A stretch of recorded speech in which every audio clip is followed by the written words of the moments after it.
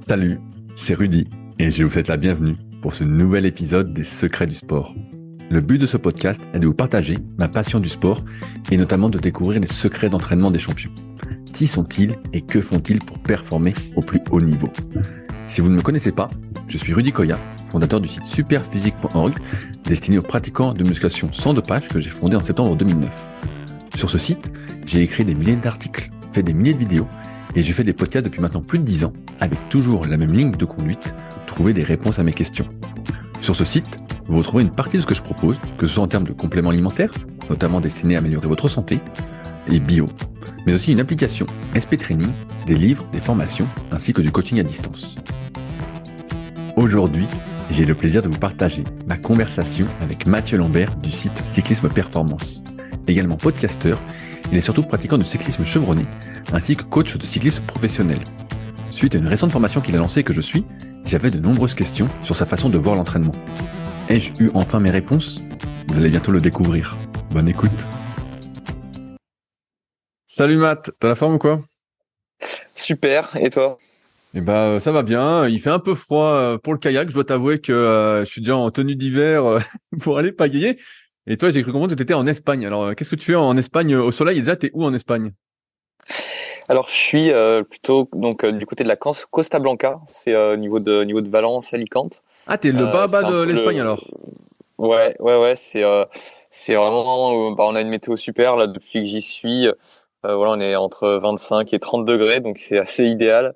Et c'est le repère des cyclistes l'hiver, c'est là que toutes les équipes vont. Moi, j'étais venu ici l'an dernier avec Cofidis, mais j'étais pas sur le vélo et cette année, j'avais vraiment envie d'y retourner cette fois sur le vélo pour profiter des belles routes à disposition, de la belle météo et bien se préparer. Puis voilà, j'ai eu l'occasion d'accompagner un de mes coureurs que j'entraîne en Espagne, donc voilà, je passe le mois là entre mi-novembre jusqu'à mi-décembre en Espagne, donc c'est cool, je suis content. Ah ouais, putain, quand tu vas rentrer mi-décembre, tu vas avoir une petite surprise alors en termes de température. Comment ça se passe pour aller jusque la Costa Blanca? Est-ce que tu vas en bagnole, en avion? Parce que tu dois emmener ton vélo, donc comment ça s'organise? Ouais, moi je suis venu en voiture parce que pour tout te dire, j'ai même pris mon rack de muscu. Donc tu vois, je suis venu avec un petit peu de matos. Du coup, je suis venu en voiture. Ah ouais, et t'as mis combien d'heures alors pour venir? T'as mis au moins 2-3 jours? Non, c'est une dizaine d'heures en tout. Sinon, moi je vis à Grenoble. Donc voilà, ça m'a mis une dizaine d'heures et j'ai fait ça en deux fois. Donc ça se fait bien. Et là, t'es parti donc seulement avec un de tes athlètes qui est aussi sur place avec toi durant le mois ou t'es tout seul? Ouais, là on est trois, on a loué une belle villa, voilà, on a profité des prix assez attractifs en plus à cette période de l'année. Et on est trois, donc le coureur que j'entraîne, qui est Artus Jalado, qui passe professionnel l'an prochain au CUCU Nantes Atlantique, c'est une équipe continentale française, et sa copine. Donc voilà, pour l'instant on est trois. Ok, et sa copine, elle roule aussi ou tu roules tout seul? Et non, sa copine roule aussi et elle a un vélo électrique. Alors ça, c'est un peu la découverte moi de ce stage là depuis qu'on est là, c'est que vraiment le vélo électrique c'est un super outil utilisé comme ça parce que du coup elle nous suit, elle fait toutes les sorties avec nous et moi je suis convaincu qu'elle va vraiment bien progresser parce qu'en fait elle fait toutes ses sorties du coup à son intensité, elle gère vraiment pour être en basse intensité, sinon elle serait obligée de subir vraiment nos sorties et de subir notre intensité à nous. Au final, avec le moteur, elle peut carrément réguler. Alors, je crois que ils ont débridé le moteur, hein, histoire d'avoir un petit peu plus de puissance sous le capot. Mais voilà, du coup, elle peut faire toutes les sorties avec son copain qui est professionnel. Donc, c'est super, ça lui apporte de la compagnie. Et puis, c'est même un bel outil d'entraînement parce que je sais que dans le vélo, on a souvent tendance à utiliser notamment les scooters pour que l'entraîneur puisse rouler avec son coureur, puisse faire certaines séances spécifiques. Voilà, finalement, avec un vélo électrique, on a plus ou moins les mêmes résultats, sauf qu'en termes de sécurité et puis de plaisir aussi pour la personne qui est sur le vélo, c'est quand même vachement cool. Donc, je trouve que c'est un très bel outil. Est-ce que t'as essayé, par curiosité? Non, le vélo est un peu grand, donc j'ai pas essayé. Ok, ouais, mais c'est sûr que moi je pense aussi que c'est un bel outil, hein. C'est sûr que alors après je sais pas quel vélo électrique elle a, mais de ce que j'ai pu voir, t'en as où tu peux déconnecter un peu l'aide électrique par certains moments, donc tu peux faire vraiment une vraie séance. Et effectivement, pour te suivre toi, on va revenir sur ton parcours et sur ce que tu fais en termes personnels en cyclisme. qui s'entraîne beaucoup, elle peut suivre, quoi. Donc c'est vrai que c'est plutôt cool, quoi. Ouais, non, c'est top, c'est top. Et puis voilà, pour le coureur que j'entraîne, moi je trouve que c'est vraiment sympa parce que au moins ça, voilà, il passe aussi du temps avec sa copine. Hein. Quand on est cycliste professionnel, c'est aussi beaucoup de déplacements, beaucoup de stages, de préparation. Et finalement, pouvoir partager ces moments-là en couple, je trouve ça chouette. Donc ouais, vraiment un très bel outil. Alors, je voulais faire ce podcast avec toi parce que j'ai pas mal de questions. De ce que j'ai compris, donc t'es pas athlète professionnel en cyclisme et donc il y a Non. plusieurs divisions qui s'organisent un petit peu. Alors forcément, comme c'est pas à part les professionnels où c'est très médiatique, j'ai du mal à comprendre un peu l'organisation au niveau fédéral. Toi, j'ai cru comprendre que tu étais en National 1, mais tu vas me corriger. Est-ce que tu peux m'expliquer un peu ce système d'organisation et toi, dans quelle catégorie tu concours et en même temps, allez, j'en rajoute une troisième, mais je te la redirai si tu oublies. Quelles sont tes perspectives un peu d'évolution? Est-ce qu'un jour, en gros, tu peux passer pro ou en fait c'est déjà cuit et tu seras toujours sur le circuit amateur? Ouais, alors c'est vrai que l'organisation du cyclisme, c'est un peu compliqué. Il y a plein de catégories, que ce soit chez les amateurs, même chez les professionnels. Il y a plusieurs divisions, on va dire. Même si tout le monde peut courir un peu en même temps, parce que c'est pas comme le foot où il y a des championnats vraiment distincts. Là, sur une course de vélo, en fait, c'est pas ouvert à tous. C'est ouvert, ça dépend des catégories, mais plusieurs équipes d'un niveau différent. Et pour mon cas, notamment donc en national, il peut y avoir des équipes de National 1, National 2 et National 3 qui concourent ensemble sans réelle distinction. Donc moi je suis en National 1, c'est finalement le dernier niveau amateur. Au-delà c'est les professionnels, c'est le niveau continental, ensuite c'est Continental Pro et ensuite c'est World Tour. Et voilà, ce niveau National 1, ça correspond à... c'est très proche du niveau du niveau professionnel du coup, parce que c'est juste la division en dessous, et c'est des courses qui sont aussi longues. C'est quoi? C'est, on va dire 4 heures de course à peu près. Donc c'est un très bon niveau. Surtout en France, il y a vraiment une grosse densité. Il y a plusieurs courses de ce niveau-là tous les week-ends un peu partout en France. Et toutes les équipes de division nationale se retrouvent et font la course. Et après, c'est assez simple. Hein, le classement, c'est le premier qui franchit la ligne à gagner, et ainsi de suite. Donc ça, c'est assez simple. Et les équipes de National 1 peuvent faire des courses pro, des courses qu'on appelle classe 2. Donc c'est vraiment des courses le plus petit niveau professionnel. Et ça permet de se mesurer un petit peu aux professionnels et de se rendre compte que il y a, par rapport aux classes 2, il y a généralement un écart qui est assez faible finalement par rapport aux très bonnes équipes de National 1. Moi personnellement, je pense que je suis encore un petit peu juste. Là, je vais arriver en National 1 pour la saison prochaine, donc j'ai pas forcément l'ambition de me mesurer au pro tout de suite. Voilà, je sais que c'est une marche physiquement, les courses sont plus longues, et puis aussi tout l'aspect technique, on va dire. Voilà, chez les professionnels, ce qu'on va appeler frotter, donc vraiment le fait de se placer, etc., de faire sa place dans le peloton, c'est beaucoup plus difficile. Et voilà, c'est des choses que j'ai encore à apprendre, on va dire. Je suis voilà, pour revenir sur mon parcours, ça fait vraiment cette année, je m'y suis vraiment remis sérieusement au vélo. J'ai beaucoup couru du coup en élite, c'est donc le plus haut niveau amateur français. Et c'est comme ça que j'ai fait quelques petits résultats qui m'ont permis aussi d'avoir la proposition de rejoindre une équipe nationale 1 et puis voilà, de voir jusqu'où je peux aller. J'ai pas vraiment d'ambition d'aller au niveau au-dessus. Si jamais l'occasion se présente, ça sera avec plaisir, mais j'y crois pas trop. En étant réaliste, c'est quand même compliqué. Je le vois avec les coureurs que j'entraîne. Faut quand même un sacré niveau pour passer au niveau au-dessus. Et les places sont chères. Il y a très peu de places finalement au niveau professionnel. Donc c'est très mal embarqué, on va dire. Je commence en plus à être relativement vieux maintenant dans le vélo. T'as quel âge, Matt? Parce que t'es assez jeune, non? T'as quoi? T'as 23, 24? J'ai 22 ans. J'ai Ah, t'as 22 22 ans. ans? Ah oui, t'es encore tout jeune. Je suis encore jeune, mais pour passer professionnel, maintenant, on regarde vraiment chez les très jeunes. C'est une tendance actuelle là, depuis quelques années où vraiment, finalement, c'est en sortie de junior, donc on va dire vers les 18 ans que les équipes commencent à recruter maintenant. C'était quelque chose qui se faisait pas forcément avant. Et voilà, c'est vrai qu'un coureur qui a plus de 22 ans, il a très peu de chances de passer professionnel, à moins d'être vraiment ultra dominateur et de faire ses preuves et de voilà montrer qu'il a vraiment sa place au niveau au-dessus. Mais c'est beaucoup plus compliqué de passer pro une fois qu'on a dépassé 22 ans, quoi. C'est un vrai challenge. T'as commencé quand, toi, le vélo, exactement? J'étais assez jeune, j'ai pas trop les âges en tête. C'est les catégories cadets, donc c'est U15, Ah, donc du pas si coup jeune ça que doit ça être alors. pas si jeune que ça. Non, non. Après j'ai toujours fait du vélo, on va dire loisir avec mon grand-père, mon père, etc. Des sorties, voilà, des qui ressemblaient plus à des balades que des vrais entraînements. Enfin, c'était pas vraiment dans un esprit de compétition pour ma part. Et c'est venu un peu plus tard, ouais, sur les années cadets du coup. Donc, t'es pas passé par tout le système Pôle Espoir, sport-études, qui fait qu'après, t'es un Non, peu ouais. Donc, toi, t'as toujours roulé à côté, entre guillemets, d'une scolarité classique.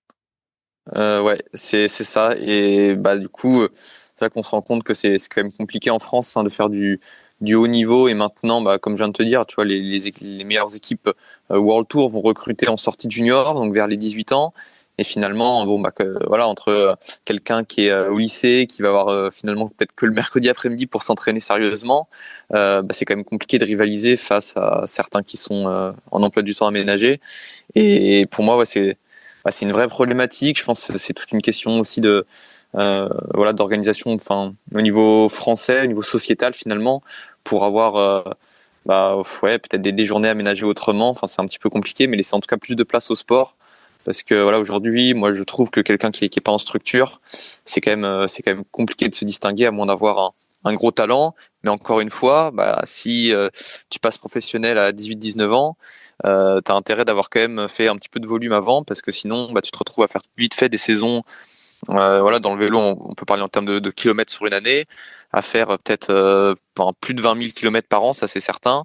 Et bah, pour le lycéen classique, on va dire, qui peut s'entraîner sérieusement que le mercredi après et le week-end, bon bah il va faire déjà allez, 13-14 000 kilomètres, c'est déjà le grand max. Et ouais, la marche, elle peut être difficile à franchir, quoi. Et ouais, je vois. Comment on se fait recruter par une équipe au niveau amateur élite? Est-ce que c'est une équipe qui vient vers toi? Parce que moi, j'ai en tête l'organisation des clubs, tu sais, un peu style association. Et Mm. donc pas des recrutements comme peut-être on l'entend au cyclisme. Est-ce que les équipes, parce qu'on on voit la télé, on voit les directeurs sportifs, on voit les camions des équipes pro, on voit les voitures suiveuses avec avec le documentaire notamment qu'il y a eu sur Netflix. Comment ça se Ouais. passe au niveau amateur? Est-ce qu'il y a une équipe qui est venue vers toi pour dire tiens Mathieu, on a vu que tu roulais bien, on veut que tu rejoignes notre structure? Alors ouais, ça se passe comme ça. Moi, pour mon cas, en fait, pour te raconter l'histoire, c'est que donc bah, je travaillais cette année avec Cofidis, et Cofidis a pour équipe partenaire une équipe un peu réserve, on va dire, l'AVC Aix-en-Provence, donc qui est une équipe de National 1. Et moi, j'ai beaucoup travaillé avec l'AVC Aix-en-Provence cette année. Et voilà, par le biais d'échanges et de discussions avec les directeurs sportifs et le manager, voilà, j'ai fait part à un moment de mon envie de courir au plus haut niveau amateur, et en tout cas du plaisir que je prends, que j'ai pris cette année sur les courses élites, et que j'avais pas envie de laisser ça de côté, et que j'avais encore envie de continuer à ce niveau. Et bah, le manager est revenu vers moi pour me proposer une place dans l'équipe. Donc voilà, je pense que j'aurais pas été pris si juste avec mes résultats sportifs, sans me connaître, j'aurais envoyé mon CV à une équipe élite actuellement. Je pense que j'aurais pas forcément été pris, surtout à une équipe comme l'AVC Aix-en-Provence qui a fini cette année deuxième au classement des équipes françaises sur la Coupe de France nationale 1. Donc c'est vraiment une des meilleures équipes. Et voilà, eux, ils sont aussi intéressés finalement par ce que je vais apporter sur l'entraînement, la nutrition, et bah, vraiment d'être au contact des coureurs, et puis bah, pouvoir voilà, apporter bah, mon expérience, ce que j'ai pu voir chez les pros, ce que je vois avec les coureurs que j'entraîne. Donc bah, c'est ça qui les intéresse, et puis bah, le côté un petit peu pari sur ma progression, parce que bah, je pense que j'ai quand même une bonne marge de progression. J'ai pas eu encore l'occasion de me mettre à 100% au vélo, donc bah, voilà, l'idée c'est de voir aussi jusqu'où je peux aller, quoi. Est-ce que quand on est dans une équipe amateur élite en cyclisme, est-ce qu'on est semi-pro dans le sens où est-ce qu'on reçoit une forme de salaire plus ou moins déguisé, je sais pas si tu peux le dire, comme quand on est semi-pro au foot ou semi-pro en rugby? Est-ce qu'on touche de l'argent et est-ce que les courses par exemple peuvent être primées? Oui, ah oui, oui, complètement. Il y en a qui vivent de ça. Après, bah, on survit, je trouve, plus qu'on vit vraiment. Mais oui, c'est un peu ça, ouais.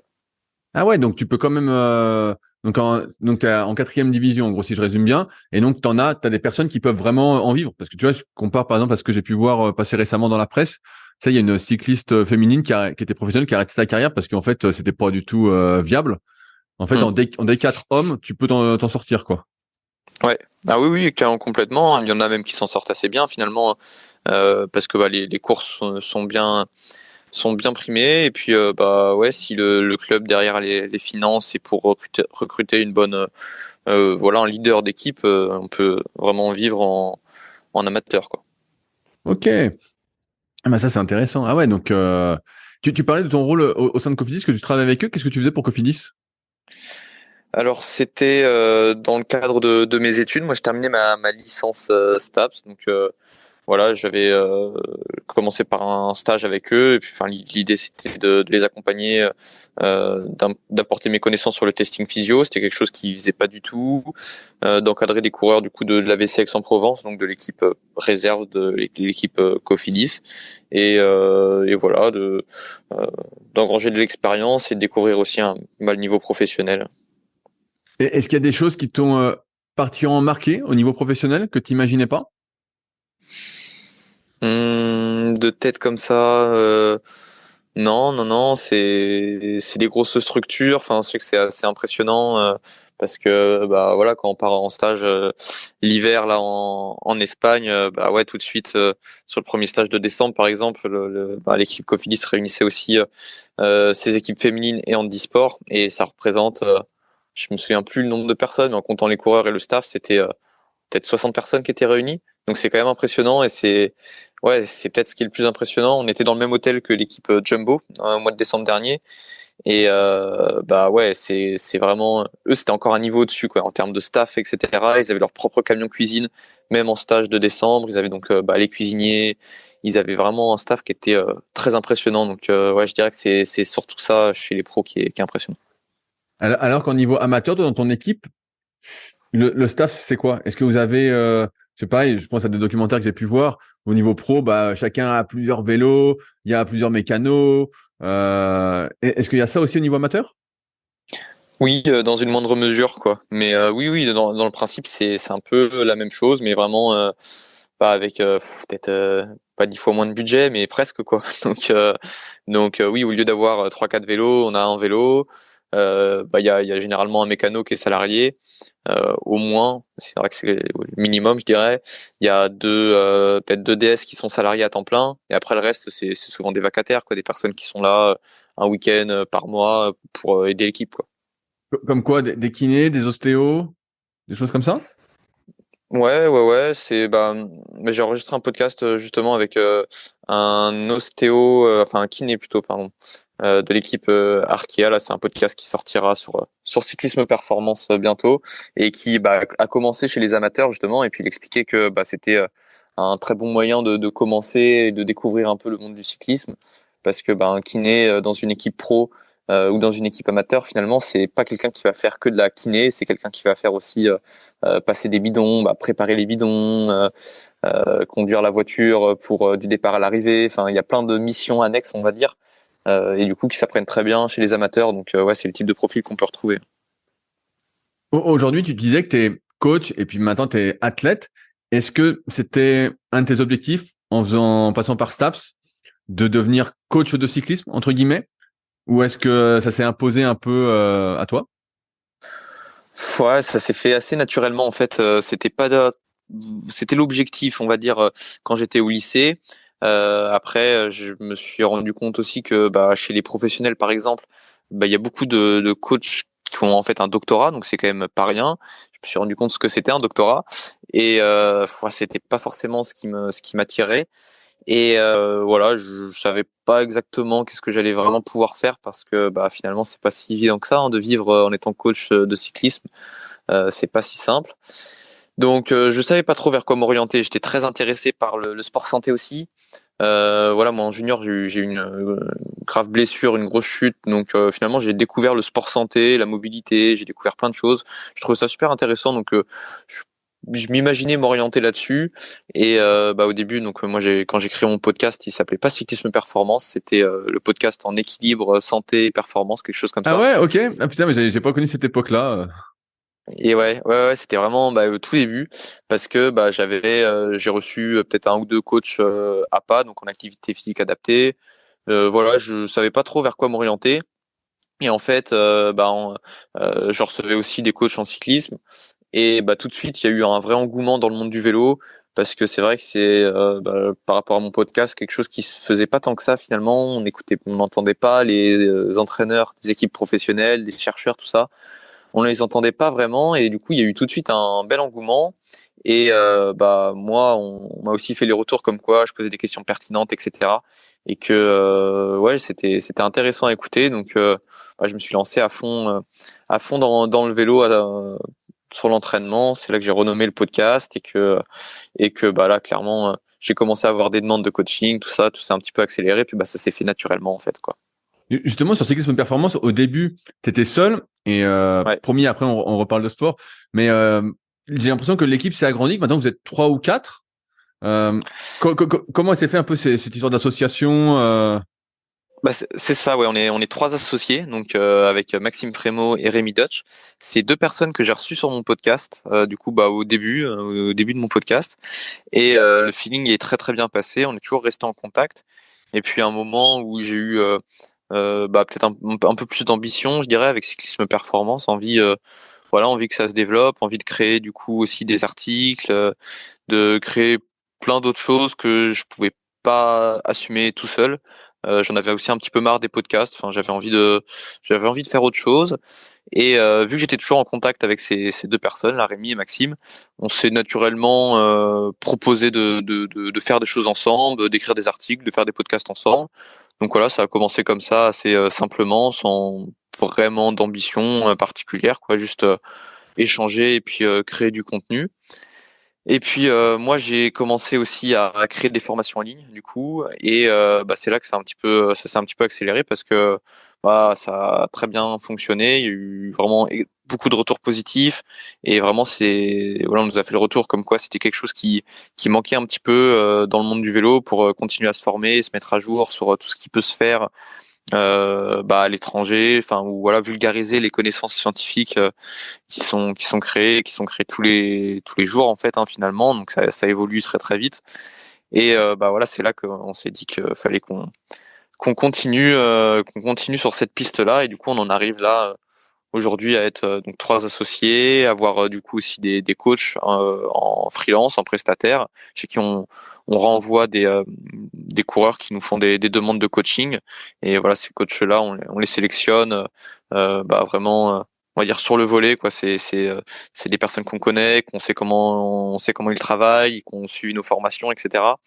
Et ça nous permet comme ça de grossir petit à petit. On est sur le point de recruter un alternant aussi. C'est en train de se faire. Les contrats sont en train de se préparer. Donc voilà, il y a plein de choses que je pense j'aurais jamais pu faire tout seul. Enfin, j'en serais pas là tout seul, c'est évident. Et je suis super content de m'être associé et puis de vivre cette aventure à plusieurs. Je trouve ça top et ouais, je suis vraiment super content. donc toi, parallèlement à ta carrière d'athlète qui est en train de se lancer, donc tu coaches des athlètes en cyclisme. Là, tu as fini ta licence, donc tu es plus sous contrat ou en alternance avec Cofidis ou encore. Non, je travaille plus avec Cofidis. Ouais. Voilà, et donc tu as les formations en ligne. Donc moi, je suis assez friand, c'est aussi pour ça que je t'invite sur le podcast, je suis assez satisfait. Et j'ai recommandé dans mon Patreon justement la formation gratuite sur le modèle norvégien, qui était vraiment une très bonne formation gratuite et qui montre un peu à quoi vont correspondre les formations après que vous proposez. Mm. Ouais. Donc toi, voilà, tu vis donc du coaching et de cyclisme performance, des formations, Ouais. tout ça, c'est ça. C'est Ok. ça. Ouais. Ah ouais, donc c'est cool, à 22 ans. Et donc, est-ce que là, tu continues quand même un master? Non, j'ai arrêté ma licence. Enfin, j'ai arrêté, voilà, j'ai pas arrêté ma licence, j'ai validé ma licence, mais j'ai pas souhaité poursuivre.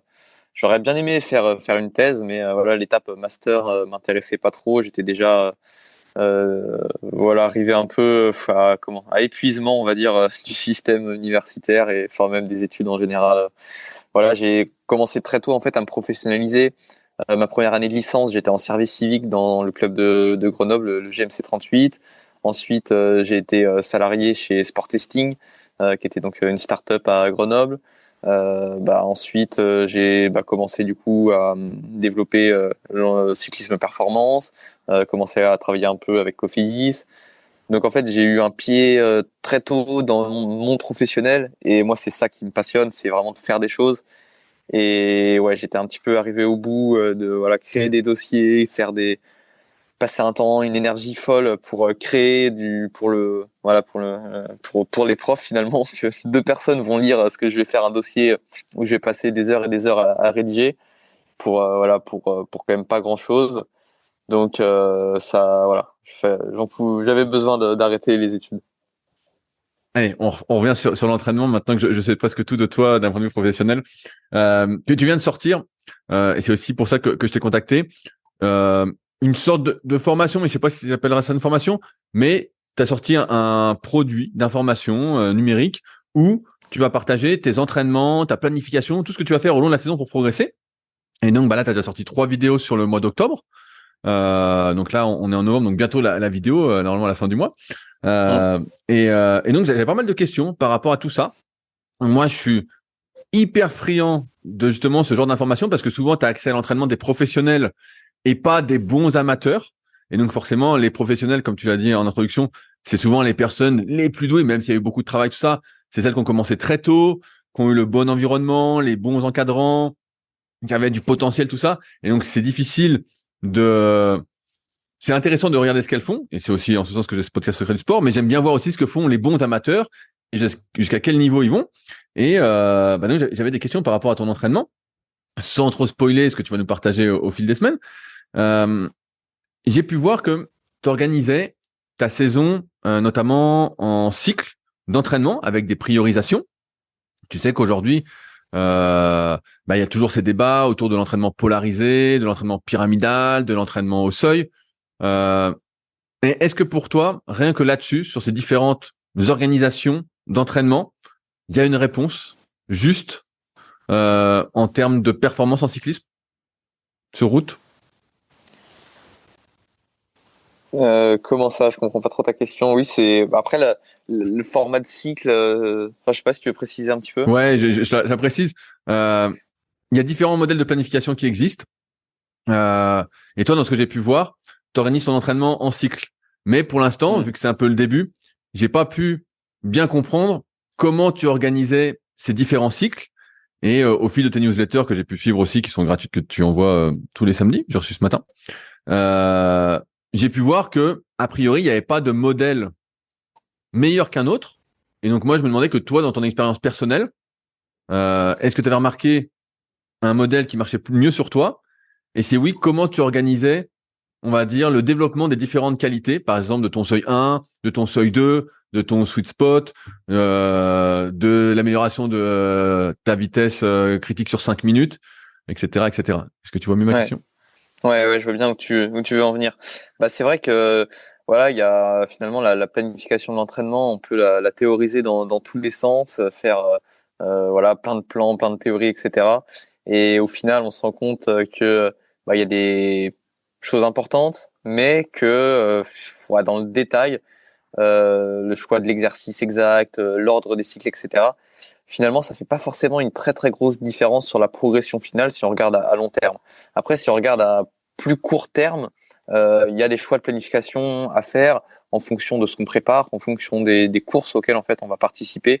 Et c'est là que, notamment pour moi, ce que je vais préparer, donc les courses amateurs, qui sont des courses, il n'y a pas de courses de haute montagne, c'est des courses où il y a des maximum des bosses de 15 minutes, quoi. Ça va entre 2 et 15 minutes. C'est des courses donc vraiment sur la très haute intensité où du coup, faut être fort sur de la très haute intensité. Et alors évidemment, il y a pas que ça parce qu'il faut être aussi très endurant finalement. C'est des courses qui vont durer 4 heures. Donc 4 heures de course, si on est bon que sur 5 minutes, ça va pas le faire, ça c'est sûr. Donc il faut réussir à trouver le bon mélange pour arriver en forme. Voilà, moi, mon objectif c'est d'arriver en forme dès le début de saison, donc qui va commencer mi-février. Voilà, d'être capable. d'endurer, de résister à la fatigue et de produire des efforts de haute intensité, que ce soit en début de course, parce que une course, ça part toujours assez vite, selon les mouvements de course, quand il y a une création d'échappée, etc. Et en fin de course, pour aller faire un résultat, c'est généralement dans la dernière heure que ça joue. Mais pour être encore présent en dernière heure, il faut avoir passé les 3 heures précédentes, quoi.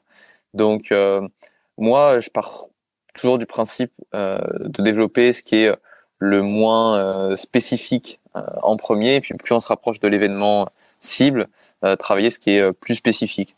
Donc c'est comme ça que je fais mes planifs pour tous mes coureurs. Donc voilà, vraiment, je m'adapte à ce qu'ils préparent. Et c'est en ce sens-là que je vois l'ordre idéal des cycles. Donc, dans mon cas, ça va être du coup plus ce qui est HIIT, donc les intervalles de haute intensité, plutôt en fin de préparation, et le travail du deuxième seuil, par exemple, du coup en début de préparation, quoi. Donc, typiquement, c'est ce que je suis en train de faire en ce moment, quoi. Ah ouais, donc là, tu fais du seuil 2, entre guillemets, à fond. En ce moment, c'est vraiment ça. Tu sais, pendant longtemps, alors c'est aussi un courant de pensée, hein, c'était quand tu es en hiver, donc là, on est fin novembre, et tu fais que de la basse intensité, que vraiment ce qu'on appelait du foncier. Alors que toi, tu es déjà sur du seuil aujourd'hui, alors là, tu es en Espagne, donc tu peux rouler, j'allais dire, avec la température, c'est compliqué, mais ça va. Et donc, est-ce qu'à un moment, tu fais un développement justement de ce foncier, entre guillemets, du premier seuil, ou pas du tout? Ouais, le premier seuil, c'est aussi super important. Donc, typiquement, en ce moment, pour décrire un peu plus ce que je fais, il y a des séances premier seuil, notamment la séance que j'ai prévu de faire lundi. Donc là, on enregistre samedi, donc dans 2 jours. C'est une séance sur le premier seuil où on va se trouver un parcours, où on va essayer d'accumuler un certain volume au premier seuil. Et donc, on va faire un petit peu aux sensations sur les différentes bosses. Donc, on va essayer d'accumuler, moi pour le coup, entre 1 heure et 1 heure et demie au premier seuil. Donc, voilà, on se débrouillera pour qu'à la fin de la sortie, on ait fait 1 heure et demie au premier seuil. Et donc, généralement, ouais, j'ai en ce moment une séance premier seuil et une séance deuxième seuil, quoi. Ça se développe bien ensemble, et ça passe très très bien à cette période de l'année. Après, le premier seuil, je le travaille plus ou moins toute l'année sur des séances spécifiques premier seuil. Peut-être à l'inverse du deuxième seuil où ça va être plus ciblé. Finalement, voilà, le premier seuil, ça peut se placer un petit peu n'importe quand, j'ai envie de dire, et même mixer à d'autres qualités. Par exemple, pour travailler ma résistance à la fatigue, je vais faire des intervalles de haute intensité en début de séance. Ensuite, un peu de travail au premier seuil. Et je termine par encore un petit peu de travail de haute intensité, ce qui reproduit assez bien ce qu'on retrouve sur les courses amateurs. Encore une fois, c'est la notion de spécificité. Ce type de séance reproduit assez bien ce qu'on retrouve en course, ou en début de course, il va falloir se faire la guerre pour prendre une échappée, ou en tout cas, va falloir en tout cas suivre le peloton au minimum. Donc, il y a un minimum d'intensité. Ensuite, ça peut se calmer un petit peu et rouler plutôt au premier seuil, et ça retermine par de la haute intensité. Donc voilà, le premier seuil, il se travaille plus ou moins toute l'année, quoi. Mais donc là, tu vois, si je comprends bien, tu fais une séance pour développer ton premier seuil, une séance pour développer ton deuxième seuil, et le reste de la semaine, c'est quoi? Alors, c'est des séances vraiment encore plus basses que le premier seuil? Vraiment Ouais. des séances de rigolo? Tu vois ce que je veux dire? Et c'est un peu ça, parce que dès qu'on commence à être bien entraîné, le premier seuil, ça commence à être une assez grosse intensité, et on peut pas faire toutes nos séances de la semaine au premier seuil. Donc ça devient une séance intense finalement, hein, quand on travaille au premier seuil. Enfin, moi en tout cas, c'est comme ça que je le calibre. Et du coup, le reste de la semaine, c'est plutôt zone 1, quoi. Donc Ah ouais, zone vraiment, 1, ah oui. ouais, carrément zone 1. Du coup, quand t'es en fait sur les athlètes très entraînés, la zone 1, ça peut représenter, alors pour moi, c'est autour des 180-200 watts. Voilà, je fais moins de 60 kilos, donc c'est pas des puissances très élevées. Mais quelqu'un qui est plus lourd et qui est professionnel, ça peut être 250 watts. Il est en zone 1, quoi. C'est vraiment facile pour lui, quoi. Et finalement, la majorité de son temps d'entraînement, il va le faire en zone 1, et pas proche de son deuxième seuil, qui peut se situer chez un athlète professionnel.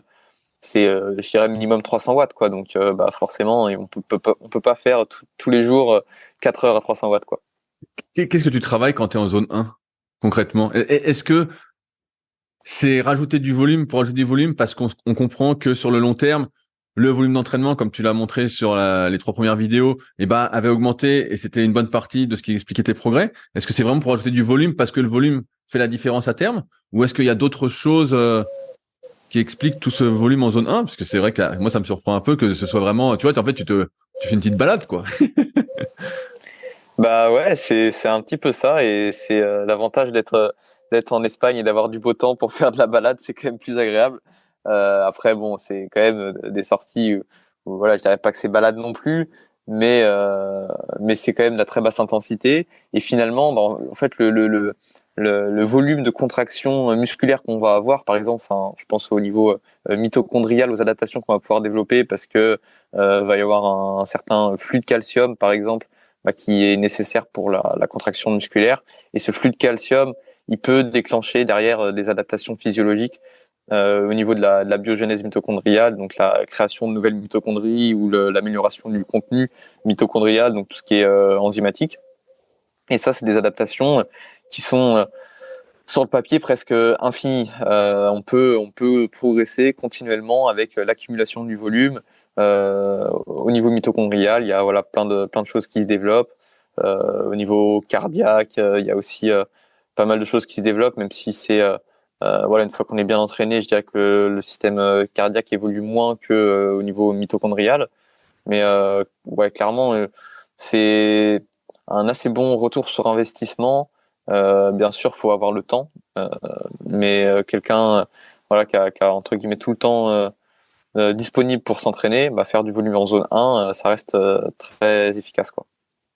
Et est-ce qu'il y a des périodes de l'année où tu fais plus de 2 séances dures dans la semaine, ou c'est la bonne moyenne pour toi? Est-ce que des fois tu peux passer à 3 séances dures, 4, 5? Tu sais, j'avais vu un moment qu'il y a des gars qui faisaient des blogs genre de 2, 3 semaines, full intensité, quoi, limite. Mais en moyenne, est-ce que tu fais plus que ça? Plus que 2 séances dures?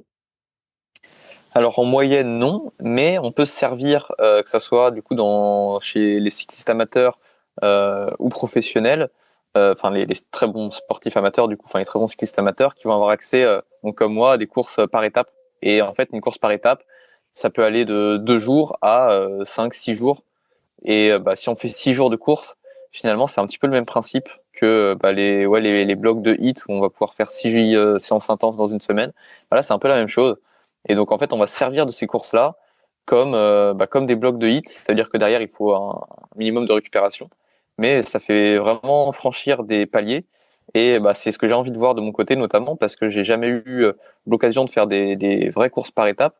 Et bah, ça fait partie du calendrier de la VC Aix-en-Provence. Donc bah ouais, j'ai même jamais vraiment accumulé beaucoup de jours de course dans une saison. Et bah, j'ai envie de voir ce que ça donne sur la progression. Mais en tout cas, de ce que j'ai pu voir sur mes athlètes, clairement, bah, ça fait un bon petit boost si derrière la planification est bien gérée et qu'on a le temps de récupérer. Les courses par étapes, bah, c'est des vrais blocs de hit, quoi. Ouais, c'est intéressant ce que tu dis, parce que moi, extérieurement, j'ai l'impression que tu es pro data, dans le sens où, et je vais revenir un petit peu après pour déterminer les seuils, les domaines, tout ça. J'ai l'impression que tu es pro data, mais quand tu fais une course par étape, entre guillemets, bah, tu suis, quoi. Tu vois, tu es là pour suivre, Hmm. et donc, il y a pas d'histoire de data, quoi.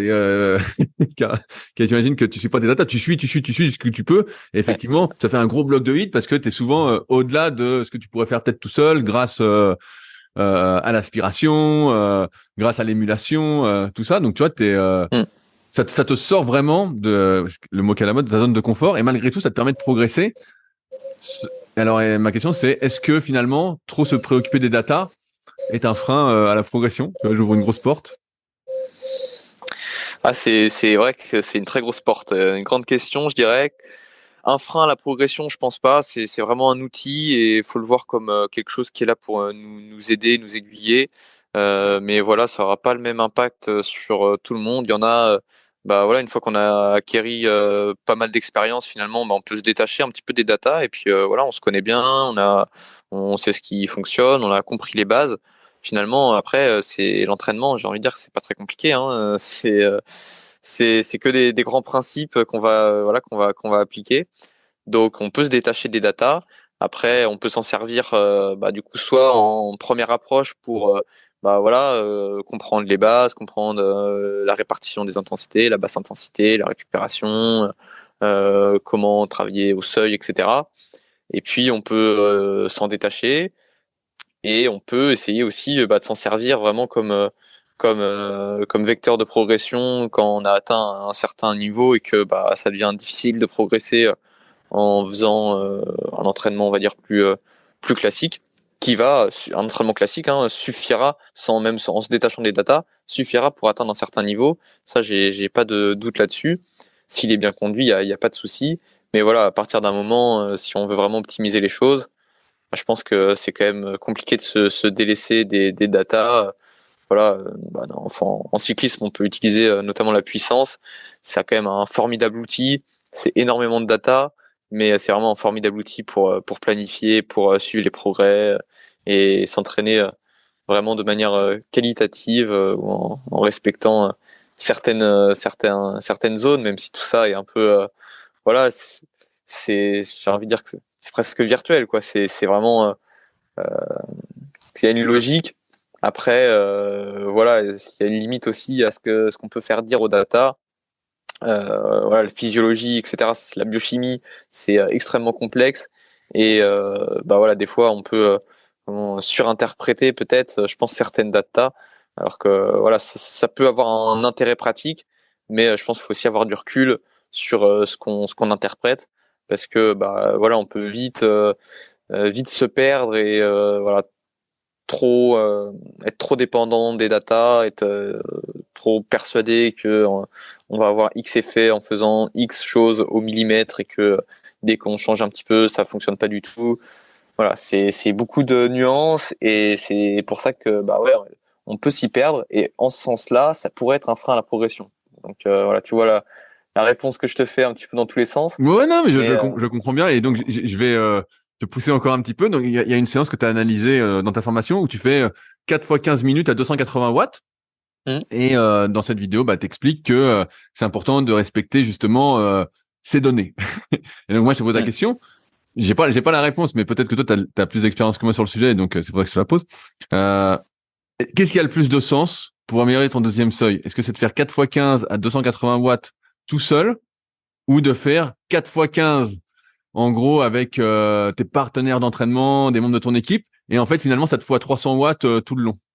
C'est quoi le plus Et moi, je intéressant? vais te dire, ce qui est le plus intéressant, c'est ce qui va te permettre de t'entraîner sur le long terme, quoi, de t'entraîner le lendemain et d'accumuler un certain volume d'entraînement. Le risque de se tirer la bourre, comme on dit avec ses collègues, c'est certes, voilà, on va s'entraîner du coup. Moi, je pourrais faire un 4x15 à 300 watts, ça passe sans problème. Bah Sauf voilà, que, c'est ce que tu disais justement. ouais, sauf qu'en fait, en termes de fatigue, le retour sur investissement de s'entraîner à 300 watts ou à 280, finalement, on va ajouter plus de fatigue pour pas forcément de meilleurs résultats. Et notamment, tu vois, cette séance 4x15, j'en parlerai dans la vidéo de novembre dans la formation, mais je vais en parler un petit peu ici parce que c'est intéressant. Hier, on a refait cette séance du coup avec le coureur que j'entraîne et sa copine qui est infirmière, donc elle maîtrise les prises de lactate. Elle nous a fait des prises de lactate après chaque 15 minutes. Et c'était intéressant de voir que sur les 4 fois 15 minutes, on avait en travaillant donc juste à notre deuxième seuil une lactatémie qui est restée stable. Donc moi je pense qu'on travaille à une intensité qui nous permet de travailler en équilibre. Si la lactatémie reste stable, c'est que on arrive à produire autant de lactate qu'on en élimine, donc on est dans un état encore stable. Ça veut dire que certainement en termes de fatigue, que ça soit voilà sur le système nerveux, sur tout ce qui peut engendrer de la fatigue, on est dans un état stable et qu'on maîtrise, si on veut, la puissance à laquelle on s'entraîne. Et en termes de récupération, on peut, tout ça reste assez théorique, hein, mais on peut se dire que on va mieux récupérer, on va mieux progresser, on a voilà bien calibré notre entraînement et moi si j'avais fait la même séance à 300 watts, clairement, si je mesure les paramètres physio, que ce soit la consommation d'oxygène, le lactate, la consommation d'oxygène au niveau musculaire, enfin tous les paramètres physio qu'on peut mesurer, la réponse elle est complètement différente quoi. Donc voilà, quel entraînement est le mieux? Je pense que voilà, c'est une réponse c'est une question compliquée, Mais mais non, mais toi, tu préfères suivre ce que tu as mesuré, entre guillemets, et t'y tenir parce que après, quand tu fais tes mesures, et ben en fait, ça correspond exactement à ce que tu voulais faire, si je résume ouais, bien. c'est ça. Ok. Et ouais, bah, pour moi, c'est toujours quelque chose de surprenant parce que je me dis que si tu peux faire 4 fois 15 minutes à 300, alors après, moi, je suis pas du tout dans les sports. Moi, j'appelle ça l'ultra-endurance, le cyclisme. Donc, tu vois, de mon point de Ouais, vue. Mais bon, c'est l'endurance tout court. Moi, je me dis, bah attends, c'est dommage parce que tu veux faire 4 fois 15 à 300 et finalement, ton but, alors j'extrapole, hein, tu vas me corriger, mais c'est de produire plus de watts, d'aller plus vite sur le vélo. Finalement, mes lactates, je m'en fous, quoi. Tu mm. sais, je mesure un truc, en fait, moi, je m'en fous, je veux aller plus vite, plus longtemps. Donc, est-ce que, tu vois mon raisonnement, est-ce que j'ai intérêt finalement à mesurer mes lactates qui vont peut-être me freiner parce que je me dis, ah non, bah là, j'en produis trop, je suis plus à mon deuxième seuil. Tu vois, je Ouais, suis un peu dans ouais, non, cette problématique de réflexion. ouais, c'est super intéressant et là c'est vraiment je dirais un point de vue et ma vision des choses. Mais je sais que tu parles aussi beaucoup de la surcharge progressive, des cycles de progression plutôt en musculation. Pendant un temps, j'essayais vraiment d'appliquer ça aussi en cyclisme. Je trouvais que ça faisait sens. Et maintenant, je reviens un peu en arrière où je me dis en fait, mes capacités le jour où je fais ma séance, enfin entre tu vois entre deux séances, mettons si je fais une séance de seuil le mardi et ma séance de seuil le vendredi. Est-ce que j'ai vraiment progressé? Est-ce que ça vaut vraiment, enfin, est-ce qu'il y a vraiment un sens à me dire, bah, je peux faire, je sais pas, 15 minutes de plus? En fait, les 15 minutes de plus, je pouvais déjà les faire le mardi. Donc, tu vois, est-ce que vraiment on peut raisonner comme ça et se dire qu'à la fin, on progressera plus? Moi, je préfère, tu vois, cibler certaines intensités, m'entraîner, finalement, enchaîner les séances, quoi. Moi, ma façon de voir les choses, c'est que la, par exemple, pour revenir sur la surcharge progressive, c'est quelque chose qui va découler finalement de notre progression et on progresse pas parce qu'on rajoute une répétition. On progresse pas parce que on s'entraîne plus dur, on progresse parce que on va accumuler du travail, on va accumuler du volume, et c'est vraiment la répétition sur le long terme qui va faire cette progression, quoi. C'est quelque chose qui est pas instantané, qui se développe. Ouais, on pourrait presque dire que c'est instantané. Enfin, ça se développe en continu, quoi. On progresse continuellement. Mais pour ça, faut pas essayer. C'est pas plus on est fatigué, le plus on pousse dur, le plus on progresse, quoi. Sinon, on ferait que de la très haute intensité tout le temps. On essaierait de finir toutes nos séances à bloc et d'être mort après chaque séance. Et on se rend bien compte que sur le court terme, ça peut fonctionner. Sur le long terme, ça fonctionne pas. Donc, c'est toute cette question de gestion des intensités et de progression et de vision long terme, quoi. Comment tu décides d'augmenter ton nombre de watts sur ton 4 fois 15 minutes? Et tu vois, parce que pareil, tu vois les cycles de progression, donc effectivement, moi, c'est ma façon de voir les choses, en tout cas en musculation pour beaucoup de personnes. Et donc moi, je me dirais, bah, tu vas faire peut-être 4 fois 16 minutes à 280, ou tu vas faire 5 fois 15 à 280, ou tu vas faire 4 fois 15 à 285 watts. Tu vois, je vais me dire, bah voilà, j'augmente Mm. un des paramètres. Toi, quand est-ce que tu décides d'augmenter le paramètre? Un des paramètres? C'est pas si simple que ça. C'est pas si Voilà, simple voilà, que mais c'est ce ça. que Et je c'est des comprends, c'est pas questions. simple, ouais. Et donc je me demande. Ouais. C'est des questions que je me pose et que je pense que je vais me poser encore pendant longtemps. Et j'ai pas vraiment la réponse exacte. Quelle est la bonne façon de faire? Pendant longtemps, enfin pendant jusqu'à maintenant, finalement, voilà, j'ai essayé de rajouter à chaque fois du volume, par exemple, pour travailler le deuxième seuil. Je pense que c'est quand même pertinent et que c'est assez logique de rajouter du volume plutôt que d'augmenter l'intensité, parce que voilà, en termes d'intensité, c'est toujours la question de retour sur investissement en fait. Je pense que ça vaut toujours le coup de faire peut-être un peu plus de volume plutôt que d'augmenter l'intensité. Je sais pas si tu Non, vois non, ce que je veux dire. bien sûr, mais je comprends parce que pour moi, le cyclisme, ce que tu fais, comme j'étais là en rigolant, c'est de l'ultra-endurance, mais c'est 4 heures d'effort en fait. Donc tu fais des épreuves qui Ouais. durent 4 heures. Donc forcément, et tu le disais très bien dans une des vidéos pareilles qui est sortie. Et encore une fois, moi je pense que c'est super intéressant de voir toute ta préparation en tant que semi-pro. Donc j'encourage ceux qui m'écoutent à aller voir. Surtout que c'est pas très cher, franchement c'est rien du tout. Mais et tu disais justement que tu progressais très très peu en puissance sur 5 minutes. Tu progressais très peu finalement sur ta FTP. Mais que finalement, au fil des années, tu progressais en durabilité. Et donc, c'est pour ça que je Mm. comprends bien que tu as plus d'intérêt à augmenter ton volume aux différentes intensités plutôt que de monter l'intensité parce que finalement, tu es presque, entre guillemets, et tu me corriges si je me trompe, mais presque à fond sur ces profils records sur peu de minutes. Ouais, bah ouais, c'est ça. De toute façon, on atteint une limite à un moment. Euh, non, on peut toujours progresser. Ça se fait, voilà, ça se fait, mais ça se fait vraiment euh, petit à petit, quoi, watt par watt. Et voilà, une fois qu'on a atteint un bon niveau, à faire progresser la puissance 5 et 20 minutes, c'est quand même compliqué. Par contre, bah ouais, la résistance à la fatigue, et c'est dans ce sens-là aussi que bah on va faire des sorties longues, on va inclure des séances d'intensité dans des sorties longues, on va vraiment travailler ce paramètre-là qui est clé pour la performance parce que bah, c'est des courses de 4 heures, donc voilà, c'est pas forcément le meilleur sur 5 et 20 minutes qui va gagner la course. Et du coup, vraiment, c'est quelque chose où je dirais pas qu'on a une marge de progression infinie parce que voilà, on est toujours limité par notre plafond entre guillemets, notre puissance qu'on est capable de tenir en étant frais. Bah, voilà, elle nous limite quand même à un moment, mais on peut vraiment essayer de se rapprocher de cette puissance en étant frais, en étant fatigué. Et c'est ça qui m'intéresse, c'est ça qui est important bah, chez les professionnels, chez les amateurs, mais aussi chez les sportifs plus loisirs sur des cyclosportives, etc.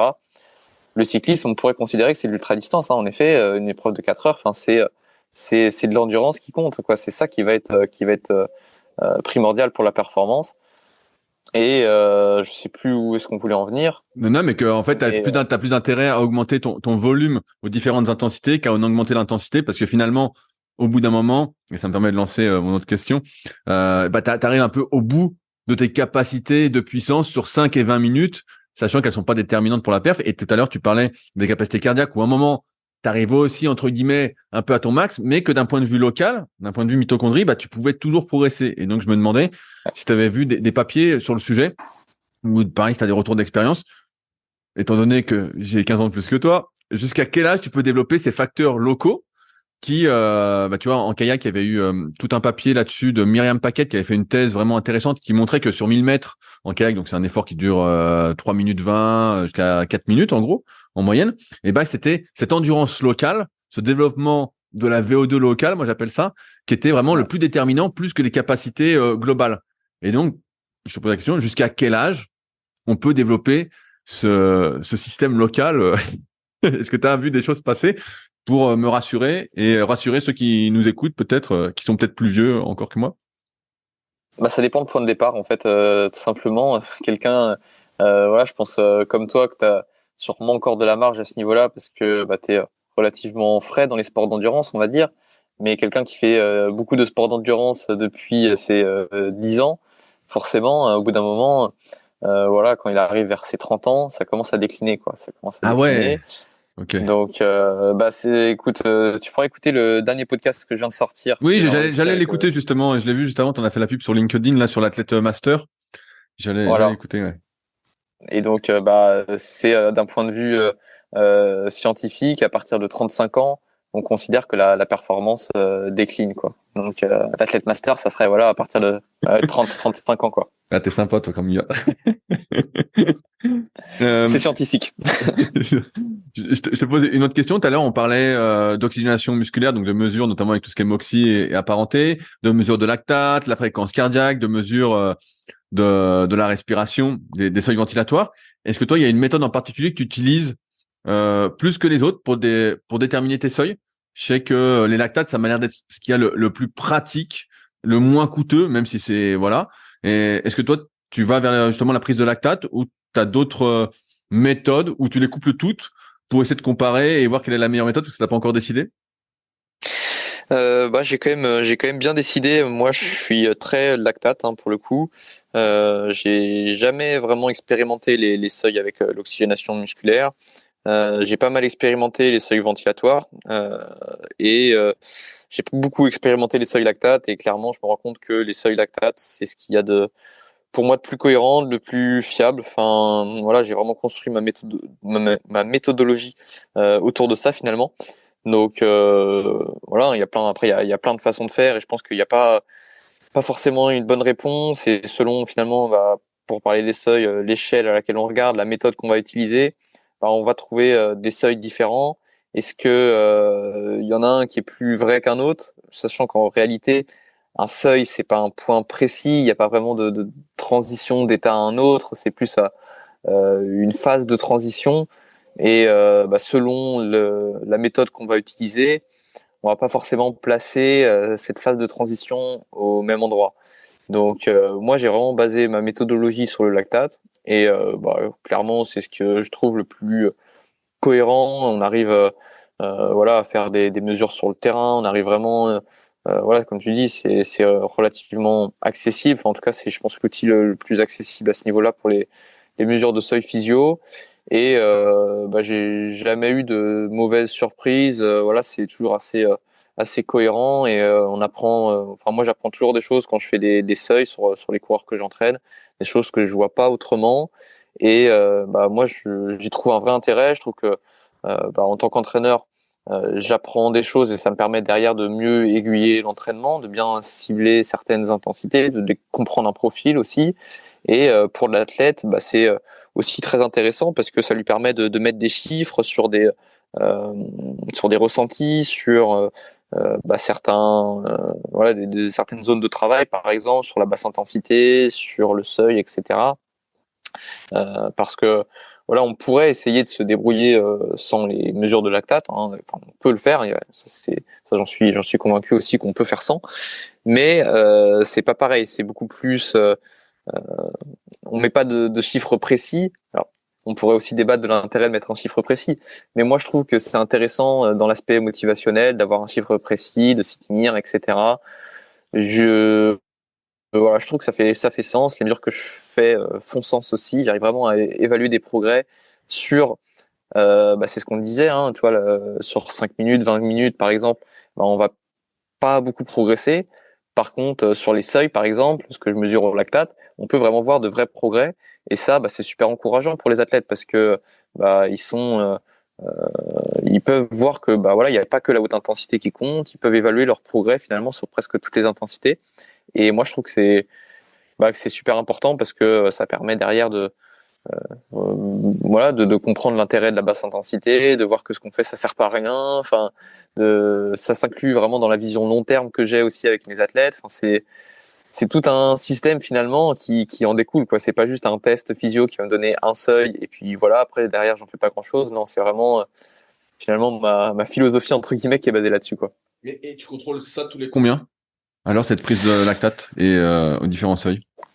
Ça dépend, ça dépend des coureurs, ça dépend de déjà l'aspect pratique, quand est-ce que je peux les voir ou s'ils ont le matos à disposition, et puis ça dépend de leur niveau d'entraînement, depuis combien de temps ils s'entraînent, etc.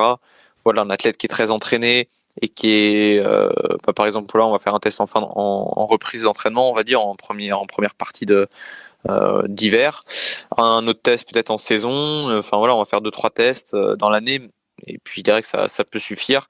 Après, on peut essayer d'aller un petit peu plus loin et parfois de cibler un petit peu plus ou de faire des mesures sur des séances d'entraînement pour voir ce qui se passe. On peut creuser plein de choses, mais voilà, c'est pas forcément le plus le mieux. Généralement, quelqu'un qui est très entraîné, 2-3 tests par an, c'est déjà largement suffisant, quoi. Tout à l'heure, on parlait du volume d'entraînement en disant que voilà, c'était une grosse part de l'explication des progrès sur le moyen et long terme. Et toi, personnellement, de ce que j'ai compris, tu fais de la muscu toute l'année. Mm. Alors, est-ce que tu n'as pas tout intérêt, je pose encore une question un peu sans réponse, mais est-ce que tu n'as pas tout intérêt à rajouter de la zone 1 sur le vélo plutôt qu'à aller faire de la muscu? Finalement, vu que tu fais des épreuves de 4 heures, donc de longue distance, est-ce que tu sens vraiment un gain par la pratique de la muscu 1 à 2 fois par semaine comme tu fais? Ouais, moi je ressens vraiment un gain. Après, pareil, hein, ça reste une bonne question. Et c'est quand même difficile d'évaluer exactement ce qu'apporte la muscu. Après, j'ai la chance d'avoir le temps de faire du vélo, de faire de la muscu, donc c'est quelque chose que j'ajoute en fait la muscu. C'est pas vraiment si je ferais pas de muscu, je pense pas que je ferais plus de vélo parce qu'il y a aussi, enfin, il y a une limite à ce que je peux faire sur le vélo. J'en fais déjà pas mal, donc non, c'est un vrai truc en plus. Et puis voilà, dans mon cas, c'est un ajout. Pour certains athlètes que j'entraîne, c'est aussi un ajout dans le sens où à la place, ils pourraient pas faire du vélo parce que ils font cette séance-là entre midi et deux au travail ou parce que ils font cette séance-là le matin. Enfin voilà, il y a plein de façons d'ajouter de la muscu et en fait pour certains, ça va augmenter leur volume total. Tu vois, ça peut pas forcément être remplacé par du vélo. Donc à choisir, c'est sûr, entre quelqu'un qui a pas beaucoup de volume d'entraînement et qui peut rajouter du vélo à la place de la muscu, bah, je préfère qu'il rajoute du vélo. Mais finalement, on se rend compte que c'est rarement le cas. Enfin, en tout cas, c'est chez mes athlètes, ceux qui font de la muscu, ils feraient pas plus de vélo s'ils faisaient pas de muscu, quoi. Et est-ce que tu fais aussi à côté, personnellement, donc pour toi, un peu des séances, je sais pas comment on pourrait dire, d'assouplissement, tout à l'heure tu parlais de mobilité, et est-ce que tu vas voir un kiné régulièrement, un ostéo, tu vois, est-ce que tu as toute une optique, une pratique à côté tournée vers la longévité? Ouais, parce que j'ai voilà, comme je t'ai dit, je me suis beaucoup intéressé au sport santé et donc moi je me suis fracturé plusieurs vertèbres et j'ai d'ailleurs toujours donc ce qu'on appelle une ostéosynthèse, enfin une petite barre métallique qui maintient mes vertèbres parce que voilà, je m'étais fracturé des vertèbres sur une chute de vélo. Et du coup, en fait, c'est super important de développer la mobilité. Enfin, je suis vachement autonome en fait là-dessus parce que je m'y suis beaucoup intéressé. J'ai un peu toujours cette même approche. Moi, quand je m'intéresse à quelque chose, j'y vais à fond et je veux tout comprendre. Du coup, je suis assez autonome bah ouais, j'ai géré ma rééducation tout seul, j'ai géré plein de trucs tout seul. Donc voilà, j'en fais de la mobilité et je sais un peu m'adapter à ce que je ressens, les douleurs, etc. Moi, j'arrive à quand même bien me connaître. Après, c'est pas le cas de tout le monde. Et dans ce cas, avoir un suivi avec un professionnel de santé, c'est toujours intéressant. Moi, c'est pas mon cas. Je vois pas de kiné de manière régulière ou d'ostéo, quoi. Ça consiste en combien de volume, ces séances un peu mobilité, étirement que tu fais dans la semaine? Bah, du coup, c'est assez naturel et ça dépend de plein de choses, de ma forme, de mon ressenti, Est-ce que de mes c'est deux douleurs, de fois mes 20 besoins, tu vois. minutes, 2 fois 10 minutes dans la semaine? Est-ce que c'est tous les jours 15 minutes, tu vois, en gros? Je dirais que c'est plus. En principe, j'en fais un petit peu tout le temps, un petit peu tous les jours. Et c'est moins de 15 minutes, hein. Des fois, ça peut être juste 5 minutes finalement, juste quelques exercices de mobilité. Enfin, je fais pas beaucoup de volume hein, finalement, Ok, mais mais de la plutôt la fréquence. régularité. De la Ouais. fréquence. Ok. Il y a une autre partie que je voulais aborder avec toi, c'est un peu l'alimentation. J'ai vu fleurir pas mal d'articles ces derniers temps sur l'alimentation un peu junk food des cyclistes professionnels. J'imagine que tu as dû voir passer les mêmes articles. Et je voulais savoir donc ton expérience aussi à toi.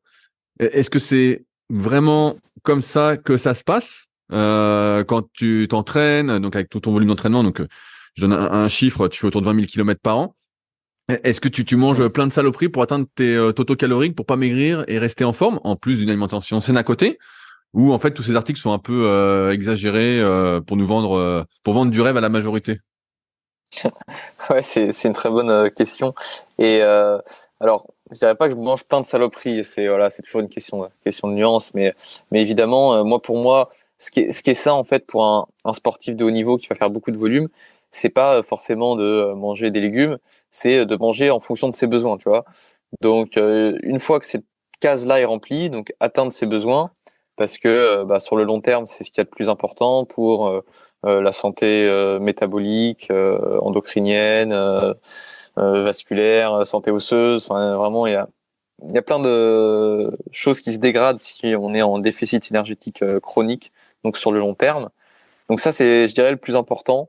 Et c'est pas si simple quand on fait beaucoup d'entraînement. Ça, comment on atteint en fait nos besoins énergétiques?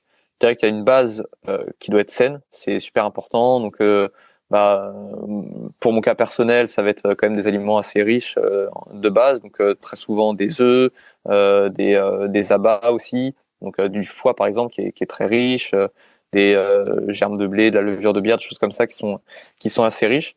Et après derrière, je complète pour atteindre finalement mes besoins énergétiques. Mais là, du coup, des choses qui peuvent être assez pauvres et assez raffinées. Voilà, manger du riz blanc, beaucoup de glucides très simples pendant l'effort, donc beaucoup de sucre, voilà, de glucose, fructose notamment pour avoir mes besoins énergétiques sur le vélo. Et ça peut être aussi du miel, ça peut être de la confiture, ça peut être plein de choses qui vont me permettre d'atteindre mes besoins énergétiques. Et ça, bah ouais, chez les professionnels, c'est la même chose, où finalement, ouais, il y a un besoin énergétique qui est tel alors c'est important d'avoir pour moi une base qui est saine, donc quand même des légumes, des fruits, des produits animaux. Si on mange des produits animaux, bah voilà, c'est quand même des produits qui sont assez riches en termes de vitamines et minéraux, enfin surtout minéraux. Et voilà, une fois qu'on a cette bonne base, bah derrière on complète finalement pour atteindre nos besoins énergétiques. Et selon la dépense énergétique, bah ça peut être plus ou moins des saloperies quoi. Ouais, Et plutôt des glucides pour le coup. en fait, j'ai du mal à imaginer, mais c'est sans doute le cas, hein, comme tu le dis, mais que des cyclistes pros, qui ont leur cuisinier, leur camion de cuisine, tout ça, et à la fin, on leur ramène, je sais pas, genre des gâteaux au chocolat tous les jours pour, tu vois, pour avoir le Mhm. rapport calorique, parce que sinon, en fait, ils sont cuits, quoi. Et je me dis, putain, c'est incroyable, quoi. Tu sais, en fait, finalement, je rigole un peu, mais t'engages un pâtissier, quoi, en fait. Ouais, alors pour le coup, du coup c'est ça, c'est plutôt des glucides. Donc on va essayer quand même de limiter l'apport en graisse parce que au-delà d'une certaine quantité, c'est pas nécessaire, je dirais. Mais on va essayer de compléter surtout par les glucides. Et en fait, c'est là qu'on se rend compte que l'apport de glucides euh, chez un sportif qui va en fait épuiser ses stocks de glycogène musculaire régulièrement, dès qu'on va manger beaucoup de glucides, en fait, ça va directement servir à re-remplir les stocks de glycogène et pas à créer de nouvelles cellules adipeuses. La création de cellules adipeuses, donc la lipogénèse de nouveau, c'est un processus qui est très complexe et à partir des glucides, qui est du coup bah ouais, faudrait vraiment avoir un surplus énergétique très conséquent et qui en fait du coup bah arrive assez peu quand on mange beaucoup de glucides. Et voilà, les glucides c'est vraiment le carburant du sportif. En tout cas pour les cyclistes qui vont faire 4-6 heures d'effort, c'est vraiment la priorité, je dirais. Du coup, c'est pas forcément des pâtisseries, mais c'est voilà des fois euh, voilà que ce soit des sodas, des bonbons. Enfin, voilà, t'écoutes. Je recommande encore une fois le dernier podcast que j'ai sorti avec Julien Louis sur cyclisme performance. Où voilà, on parle de tout cet aspect-là qui est super important autour des compétitions et puis bah autour des grosses séances d'entraînement quoi. Il y a une dernière question que je voulais aborder avec toi, c'est un peu l'alimentation durant l'effort. Pareil, j'ai vu passer pas mal d'articles qui expliquaient que l'évolution des performances, notamment chez les pros, donc on va pas parler de dopage aujourd'hui, mais était principalement due à des avancées sur l'alimentation durant l'entraînement, la prise de glucides. On voit parfois des chiffres, pour moi, qui sont assez ahurissants, du style 120, 140 grammes par heure de d'effort, donc de glucides. Donc il y a plein de marques qui se battent sur le marché pour essayer de s'imposer. À chaque fois que je regarde les compositions, petite parenthèse, je suis affreusement déçu de ce qu'on y retrouve. Je vois que c'est beaucoup de marketing pour finalement des trucs très simples qu'on utilise en muscu depuis 30 ou 40 ans, quoi. Vraiment, rien de particulier. Est-ce que pour toi, c'est une explication de l'amélioration des performances à laquelle on peut assister, cette alimentation intra-entraînement, et surtout Ouais. hyper importante? Ouais, j'en suis convaincu et pour ça, bah j'ai pour preuve, on va dire, tous les témoignages des coureurs que j'entraîne ou que je rencontre et qui ont justement, ils sont passés bah, d'une alimentation très très pauvre sur le vélo à une alimentation riche en glucides sur le vélo et bah, de leurs propres mots, hein, c'est vraiment le jour et la nuit, quoi. Clairement, en termes de récupération, enfin si on parle d'entraînement en tout cas, de récupération, de performance à l'entraînement, on va pouvoir s'entraîner plus dur, mais aussi du coup mieux récupérer. Donc vraiment sur le long terme, et encore une fois, c'est cette vision long terme qui est importante. Sur le long terme, on a des effets qui sont vraiment très positifs, justement parce qu'on s'entraîne mieux, on récupère mieux, on contrôle aussi mieux son appétit. Par exemple, bah, quand on rentre d'une sortie vélo de 4 heures, si on a mangé 100 grammes par heure sur le vélo, on n'a pas faim après la sortie. Donc ça veut dire qu'on peut se faire une simple collation, un shaker de protéines ou voilà une collation simple, on va dire, et ça passe sans souci. Alors que bah, quelqu'un qui a pas mangé pendant 4 heures, il rentre de ses 4 heures de vélo. Déjà, la dernière heure de la sortie, il commence à penser à qu'est-ce qu'il va manger quand il va rentrer chez lui. Et une fois qu'il arrive chez lui, il se fait plaisir, quoi. Et au final, bah, c'est pas ce qu'il y a de plus efficace parce que bah il s'est entraîné de moins bonne qualité. En fait, quand tu manges des glucides, bah, du coup, tu peux t'entraîner un peu plus fort. Donc au final, il se serait mieux entraîné. Il n'aurait pas eu besoin de manger autant après sa sortie. Il aurait du coup mieux récupéré, peut-être mieux gérer son poids aussi parce que bah manger 1000 calories en dehors du vélo et manger 1000 calories sur le vélo, c'est pas exactement la même chose. Donc ouais, il y a vraiment plein d'aspects positifs à ça. Et puis après, en compétition, là, ça fait aussi une différence qui est incroyable parce que c'est une véritable source d'énergie bonus. Et vu que les glucides, c'est quand même déterminant pour la performance à haute intensité, en fait, celui qui peut préserver surtout donc ses stocks de glycogène hépatique au niveau du foie, il va pouvoir durer plus longtemps dans l'effort parce que le glycogène hépatique au niveau du foie, c'est vraiment lui qui va réguler la glycémie. Et on l'a peut-être tous plus ou moins expérimenté, mais l'hypoglycémie, ça ne nous permet pas d'être plus performant. Donc quand on arrive à maintenir cette glycémie grâce à l'apport de glucides exogènes, donc l'apport de glucides sur le vélo pendant l'effort, en fait, on est plus performant dans la durée, on maintient du coup ces stocks de glycogène au niveau du foie, et il y a que des aspects positifs, que ce soit sur la performance à court terme et aussi du coup sur la récupération, parce que quand on commence à manquer de glucides, le corps humain va vouloir quand même des glucides. Donc, qu'est-ce qu'il va faire? Il va dégrader des protéines pour en faire des glucides.